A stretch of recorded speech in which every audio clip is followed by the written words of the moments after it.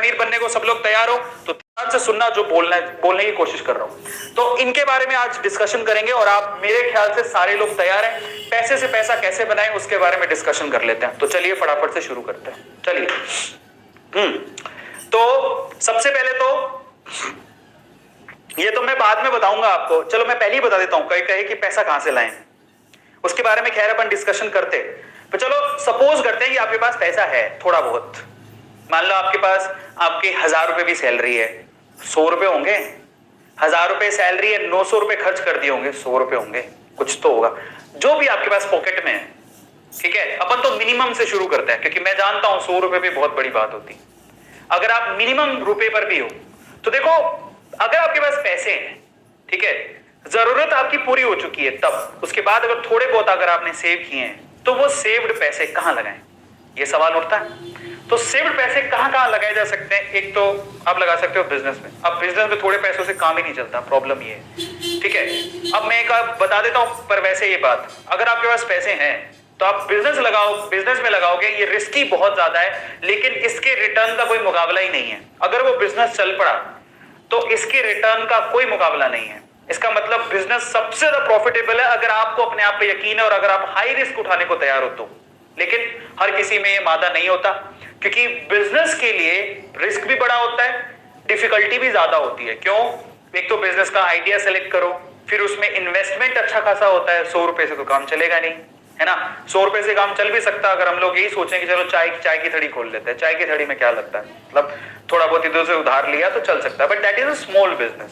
But again बड़े business के लिए आपको बड़ी टीम चाहिए, ठीक है, आपको इनकी बारीकियां पता होनी चाहिए, रिस्क बहुत ज्यादा है और पैसे भी थोड़ा ज्यादा चाहिए, तो बिजनेस वाला काम तो बनेगा नहीं हाल फिलहाल तो। और बिजनेस ऐसी चीज है, बाहर निकल के कोई ऑनलाइन बिजनेस करना चाहते हो तो अलग बात है, पर बिजनेस के रिटर्न का कोई मुकाबला नहीं है। लेकिन बिजनेस में रिस्क बहुत ज्यादा है, रिटर्न ज्यादा है तो रिस्क भी बहुत ज्यादा है, समझ रहे हो।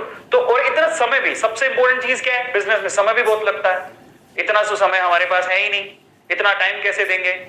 अब दूसरी चीज पर आते हैं, if you have money you can invest that money. आप उस पैसे को इन्वेस्ट कर सकते हो। तो बिजनेस तो भूल जाओ, इन्वेस्टमेंट पे आ जाओ, ये हमारा टारगेट है। इन्वेस्ट मनी, आपने पैसा लगा दिया, भूल जाओ, आपको समय नहीं देना उसके बाद, समझ रहे हो।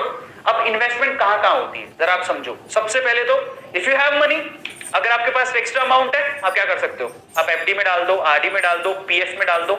ये ऐसी चीजें हैं जिनमें सबसे कम रिस्क होता है, कोई रिस्क नहीं है, मतलब ना के बराबर रिस्क होता है। अनलेस अनटिल आपका जो बैंक है वही डूब गया तो अलग बात है, अदरवाइज इसमें कोई रिस्क नहीं है। आपको वो बोलेंगे आजकल तो वैसे एफडी में बहुत कम रिटर्न मिलते हैं। एचडीएफसी में बात करूं या फिर आईसीआईसी की बात करो, जो भी बैंक है, 5% की रिटर्न है टोटली। जो पैसा दोगे उसका 5% साल भर में आपको रिटर्न मिलेगा, बहुत कम रिटर्न है। इससे ज्यादा तो इन्फ्लेशन है, इससे ज्यादा तो महंगाई हो चुकी है, तो वो रिटर्न ना के बराबर है। हाँ, इसमें लो रिस्क है, ठीक है, लेकिन सॉरी, हाँ रिस्क लो है, रिस्क फ्री है, लेकिन रिटर्न भी अच्छे नहीं मिलते हैं। एफडी में अगर आपने पैसा रख रखा है, ठीक है, सहूलियत के हिसाब से आपको काम आ जाता है, वो ऐसा रखा है कि चलो मुसीबत में काम आएगा, ठीक है, बट अगर आपके पास एक्स्ट्रा पैसा फिर आपने रख रखा है तो वो कुछ नहीं करने वाला। एफडी आरडी से कुछ नहीं मिलता, ठीक है, बहुत कम रिटर्न होते हैं। इसके अलावा आप गोल्ड और प्रॉपर्टी में इन्वेस्ट कर सकते हो। अरे यार, गोल्ड और प्रॉपर्टी तक के पैसे होते तो बात ही क्या थी, हमारे पास इतना पैसे ही नहीं है। गोल्ड और प्रॉपर्टी की इन्वेस्टमेंट के साथ प्रॉब्लम ये है कि बहुत ज्यादा एक्सपेंसिव है। गोल्ड के लिए कहां से पैसा लाएं, इतना तो महंगा हो रखा है। प्रॉपर्टी के लिए कहां से पैसा लाएं, in that case time consuming है और एक्सपेंसिव बहुत है। इतना पैसा कहां से लाएंगे हम लोग, इतना पैसा है ही नहीं हमारे पास। फिर तीसरा सेक्टर कौन सा है, म्यूचुअल फंड। हाँ, ये अब आप आ गए हो शेयर मार्केट में। शेयर मार्केट में एक ये थोड़ा कम रिस्क वाला काम है। यहाँ पर शेयर मार्केट में इन्वेस्टमेंट हो रही है बट म्यूचुअल फंड के थ्रू हो रही है।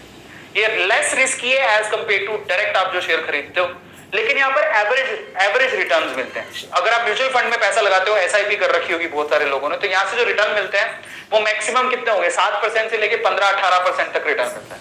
इससे ज्यादा रिटर्न नहीं होता। 18% मिल गई तो वैसे बहुत बड़ी बात है, बट यहाँ पर इतना रिटर्न नहीं है। बट यहाँ पर आप थोड़े पैसों से भी काम चल सकता है। अगर आप 100 रुपए हो तो भी आप म्यूचुअल फंड में लगा सकते हो। लेकिन अगर वही 100 रुपया अगर आप में रिस्क टेकिंग कैपेबिलिटी है और अगर आप शेयर मार्केट में लगाते हो डायरेक्टली, तो यहां पर आपको रिटर्न भी अच्छे मिलते हैं। तो आप जरा समझो, इफ यू हैव मनी तो बिजनेस से अच्छा कुछ नहीं हो सकता, बट उसके लिए स्किल चाहिए। इतना तो हमारे पास टाइम है नहीं। लेकिन इन्वेस्टमेंट के 4 तरीके, 1 2 3 4, इसमें भी ये तो किसी काम का नहीं है क्योंकि रिटर्न से ज्यादा तो पैसा बर्बाद हो रहा है। इसमें बहुत पैसा चाहिए तो ये भी किसी काम का नहीं है। बचे 2, एक म्यूचुअल फंड जिसमें ज्यादा रिटर्न नहीं मिलते, लेकिन ये इसमें रिस्क ज्यादा है लेकिन रिटर्न बहुत अच्छा मिलता है अगर आपने ढंग से समझ के लगा लिया तो। Overall we are talking about investment, we are talking about share market directly.